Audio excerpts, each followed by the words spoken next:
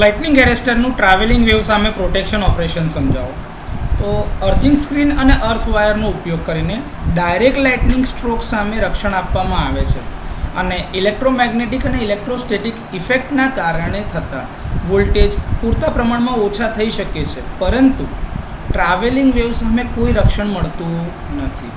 આ માટે વપરાતા ઉપકરણને લાઇટનિંગ એરેસ્ટર અથવા તો સર્જ ડાયવર્ટર કહેવામાં આવે છે. લાઇટનિંગ એરેસ્ટરને સબસ્ટેશનમાં એક યોગ્ય જગ્યાએ લગાડવામાં આવે છે અને તેને લાઇનનો જે કંડક્ટર છે તે અને અર્થની વચ્ચે જોડવામાં આવે છે.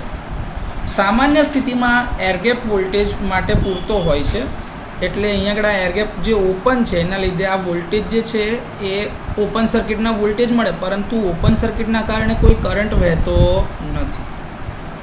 પરંતુ જ્યારે ટ્રાવેલિંગ વેવ ડાયવર્ટર પર લાઇનમાં આવે છે ત્યારે એક ચોક્કસ વોલ્ટેજ સુધી, આ પોઈન્ટ પી દેખાય છે તમને અહીંયા આગળ, જો આ વોલ્ટેજનો વેવફોર્મ છે એમાં આ પોઈન્ટ પર પહોંચે છે, ત્યારબાદ એ એરગેપ બ્રેક થાય છે, એટલે કે એરગેપ કંડક્ટ થઈ જાય છે અને કરંટ ત્યાં લાઇનથી ગ્રાઉન્ડ થઈ જાય છે.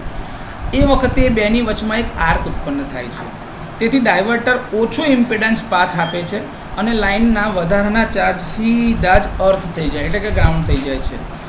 એ યાદ રાખવું ફરજિયાત છે કે ટ્રાવેલિંગ વેવ વખતે જ આવું થાય છે, એટલે કે સર્જ ડાયવર્ટર તે જ વખતે લો ઇમ્પિડન્સ પાથ આપશે, એ પહેલાં કે પછી ક્યારેય એવું થતું નથી.